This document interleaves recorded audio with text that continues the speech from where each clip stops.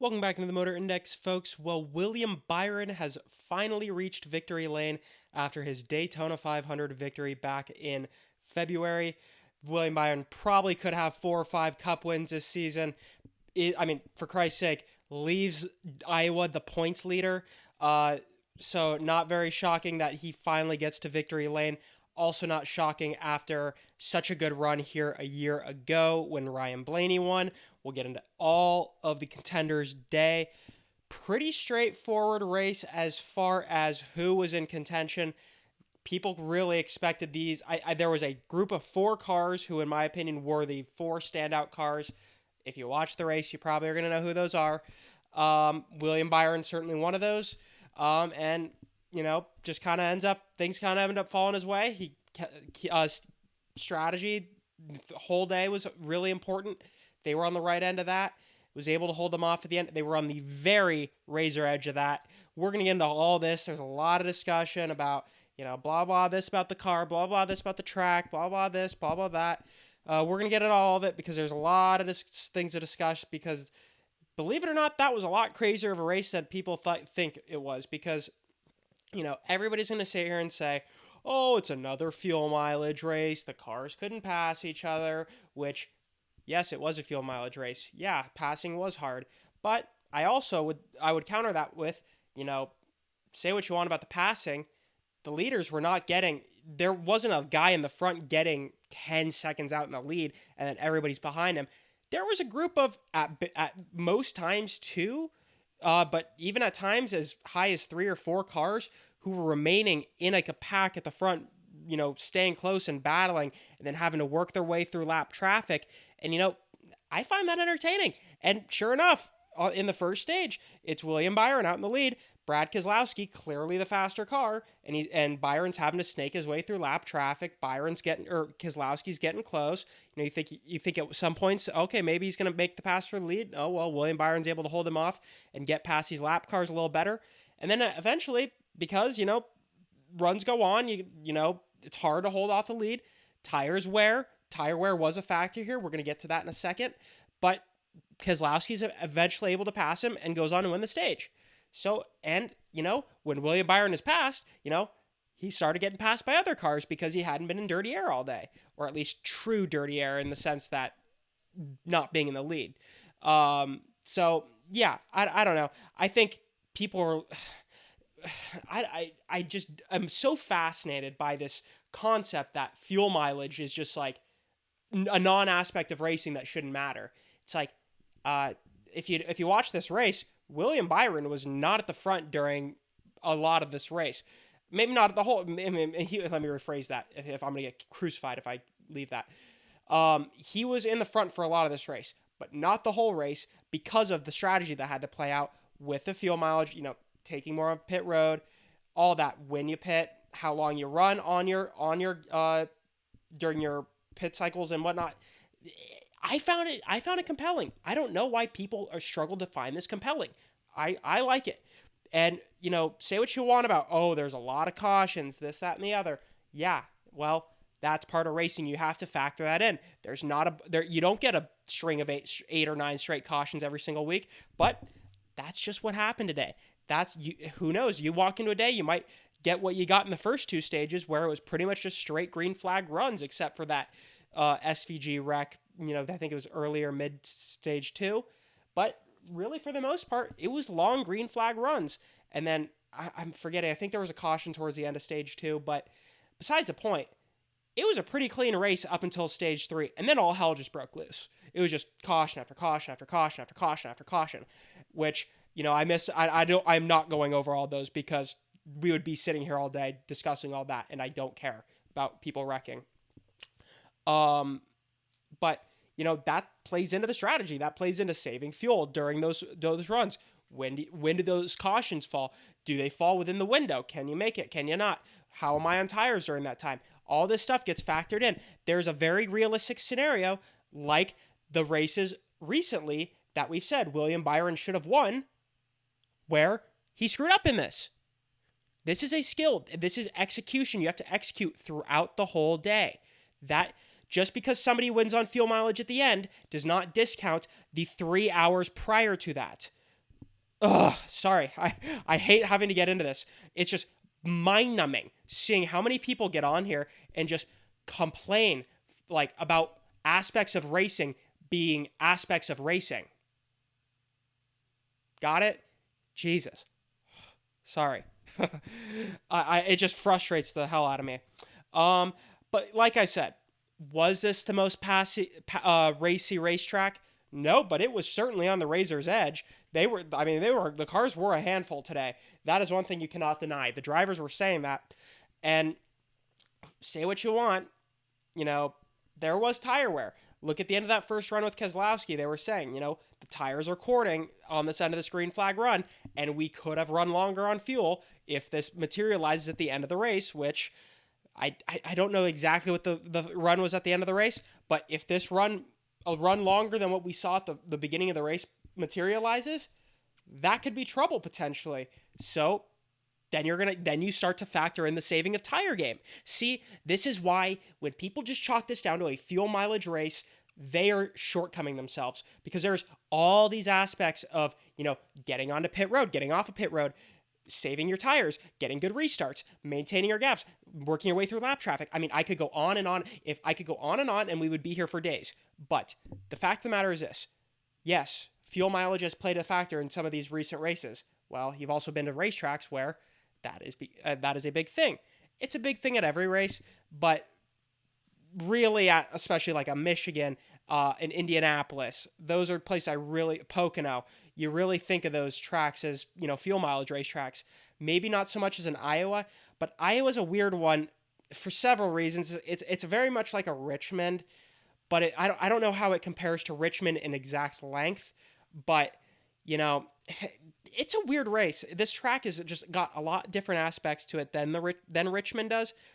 And I mean, say what you want. I think this was by far the most entertaining short track race of the season. I actually thought Dover was not that bad. A lot of people will just say Dover was meh, but I think this is a pretty comparable race to Dover, all things considered. And frankly, I found the strategy to be way more compelling. Straight up, I just did. And say whether that's cautions or what, I don't care. I found the strategy compelling. I will die on this hill. You know the meme where it's the one guy standing in front of a crowd of like 1,000 people and he's like, "You are all wrong." That's how I feel about this race and, the racing in general recently. Look, is it perfect? No. Do we need to up the horsepower, especially on the short tracks? Absolutely. 100%. Do it slowly, like I've seen some people mention. You don't have to do this all in one fell swoop. Try some things. Just try some things, NASCAR. It's really easy. You run your own league. You don't have very many competitors, at least in the stock car industry. And your competitors are Formula One, who are putting on god-awful racing in the playoff format that a lot of your fans are asking for. So keep that in mind. And I don't want to even open up the Pandora's box with that.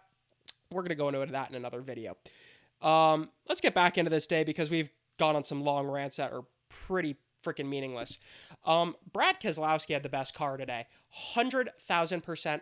I hate that Brad did not win this race. With all due respect to William Byron, 100% deserved this win. I'm a journalist. I'm not supposed to pull for people, but I really thought this was Brad's day to really end that streak, get into the playoffs. He's been racing really well recently. That team's really figured something out. They've looked great. This looked like the day they would do that. And I'm forgetting what happened, what it was a strategy, bad pit stop, or what. I was actually driving, or I wasn't driving, but I was in a car driving from California to Arizona during the first two stages of this race, and part of the third stage. I was watching on my phone, but there were times of me having to get out of the car and stuff, and losing service. There were some blank spots in terms of specifics of what specific things happen to drivers. But I think there's not really much to say when the four cars who were by far the best four cars all day end up as the top four cars on the day. It's just a matter of how they ended up in the order. Because, frankly, they could have ended up in any order of these four. 100%. Especially with the way this race played out. Had this race been 10 to 20 laps longer, it could have gotten just complete chaos. Because as this race comes to the end, we have that long spree of cautions, and then you end up with William Byron at the front with Chase Briscoe, Brad Keselowski, Ryan Blaney, all very tight on fuel, but especially Byron in the 24 car was on that razor's edge of fuel at the end. So he is just being told max save, max save. He's got Shane Van Gisbergen and I think it might have been Ty Dillon. Don't quote me on that. 2 lap cars behind him, sort of playing defense, I guess kind of on his behalf, but he was really able to work with those 2 cars as it appeared that Keselowski and Briscoe were beginning to, shave seconds off of the time. And I think they shaved at least a second or a second and a half off of the lead. But Byron, fuel saving, is able to not really lose that much time and put down pretty solid lap times with those lap cars behind him. So he was really able to save a lot more fuel than I think the broadcast was, acknowledging. Though I do think it was that close on the fuel. I think if that race is 5 more laps, he's pitting 100%. But then that opens the door, say, for Chase Briscoe and Brad Keselowski, who come home second and third. That battle was starting to get spicy between those two as the laps were winding down. And then you end up with Ryan Blaney, who with, I think it was 6 or 5 laps to go, he must have been just told to go because I think he was saving fuel and tires because that's just the vintage Ryan Blaney on short tracks. Whether he's winning or not, he is the monster at saving tires and having just crazy speed on these long runs. And with like 5 laps to go, that switch must have been flipped because he was shaving like 5-6 tenths of a second off the lead, and he was only another second back from Keselowski and Briscoe. So it got to a point where if Byron was to have to pit for fuel, he was right there to go battle Keselowski and Briscoe for the win. Or I thought he was cutting enough time. I thought he was maybe gonna have time to get to even Byron because of the situation with Byron of how hard I thought he might have to save, but he was able to hold on. So pretty crazy stuff. I like I said, really hate it for Keselowski because the speed's been there, and time's a ticking on that career. I really just hope we have not seen the last Cup win of Brad Keselowski's career. It's the reality could be that we have. I hope I'm wrong. I really do hope I'm wrong because Brad Keselowski is, I don't want to say a legend of the sport, but certainly a Hall of Famer and a very impactful person in the sport. I mean, for Christ's sake, he's a part owner of the team he races for. How many drivers can say that? So, certainly one of the veteran leaders inside the Cup Series garage, and I really, really hope we have not seen the last of Brad Keselowski in the Cup Series victory lane. So with that, let's get on into the rest of these finishers because there are some very interesting storylines before we get on out of here. Ryan Preece comes home 5th, another RFK car in the top 5. I never thought Preece was probably going to win this race, but the speed has been great for them. I believe they finished top 5 last week too, so I think it is back-to-back top 5s for Preece. So that's something to really keep an eye on, especially in the next few weeks. Daytona, Richmond, maybe not Watkins Glen, but RFK's been great at Watkins Glen, so maybe a Watkins Glen even. I'm going to get into this in my points standings video and in my preview for the Watkins Glen race. I think, and I've said it for weeks, so I'm beginning to sound like a broken record, but RFK can win any race in the next 3 weeks. And for that matter, when we get in the playoffs, I forgot Atlanta's not to start the playoffs, my bad. But certainly in the next 3 weeks to conclude the regular season, RFK could certainly sweep that easily. So we're going to have to wait and see. That's a very interesting storyline to watch, but certainly an impressive result for Ryan Preece at Iowa. Bubba Wallace, you want to talk about an impressive run. Bubba Wallace coming home 6th after it looked like his day was done. It looked like, it's actually crazy. I think we had every single car finish the race. So that was interesting today. But Bubba Wallace, it looked at a point he might not finish this race on pit road, getting some damage repaired. I'm forgetting if that was just something went wrong on the car or if he had some contact or a wreck. I didn't catch that part, but I remember seeing him on pit road, and they were like, "Yeah, his day's done." Next thing I know, I look up and he's in sixth at the end of this thing. I'm like, how the hell did that happen?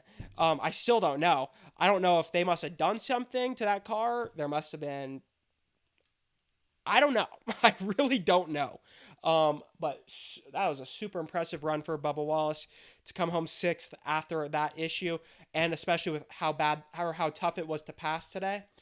Um, crazy stuff. Alex Bowman seventh. Yeah, another top 10 for Alex Bowman. This is what Alex Bowman does. Didn't really see him for much of the race. Comes home in the top 10. That's quite literally all I've got to say about that. Carson Hocevar coming home eighth. Yeah, I mean, he was running close. He was running inside the top 5 at some points during this race, but never showed race winning speed. But I mean, top 5, top 10 speed for sure.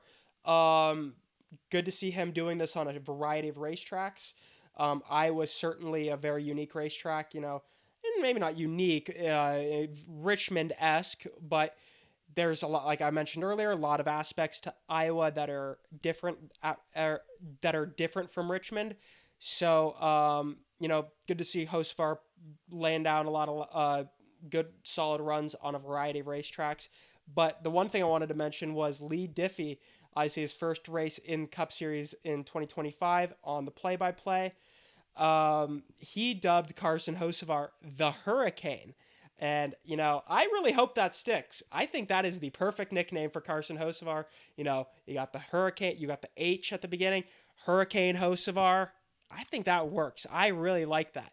I hope Carson Hocevar goes and puts, himself on a t-shirt with like a hurricane Doppler storm radar thing on it and put some like storm clouds and lightning. I could see that being his persona. You got Rowdy Kyle Busch. I'm trying to think of other guys. I'm sliced bread for Joey Logano. I'm sure I'm forgetting some very obvious ones, but I think that's great. I love that type of stuff. I hope he really embraces it because he's really embraced the Chili's ride the Dente stuff. He's really embraced, being a nuisance on the racetrack to some drivers this year. Yeah, I think that would be I think that's a cool nickname for him. So I really hope that sticks. Sort of similar to Alex Bowman, coming home in ninth is Joey Logano. Nowhere to be seen for pretty much the whole day. I remember seeing him on pit road once in a kind of in an alternate strategy, if I'm remembering. So maybe that's how he kind of got to the front. But yeah, pretty much a non-existent day for Logano.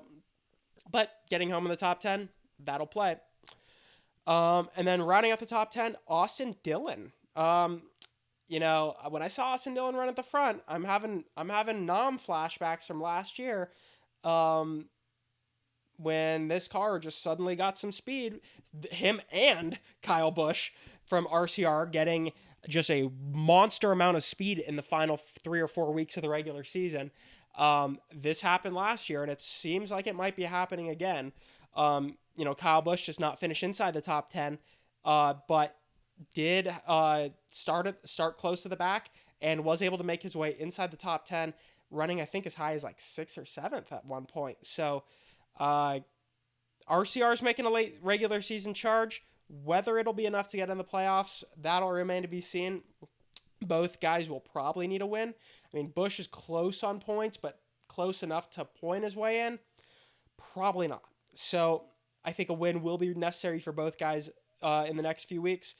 We saw it last year, how close it came to both those guys getting it. So we will just have to wait and see. But I think that's all we've got for y'all today. So, just to end things here, I won't say loved. I liked the Iowa race. Did I think it was the greatest short track race ever? Absolutely not. Do I think it was probably the best short track race of the year? Yeah, I would say so. So think what you want on that. If you want to complain about it, go on and complain like y'all usually do. Fine by me. I'm gonna sit here and keep on enjoying NASCAR racing for what it is, and the complex nature of the sport we're watching in front of us, and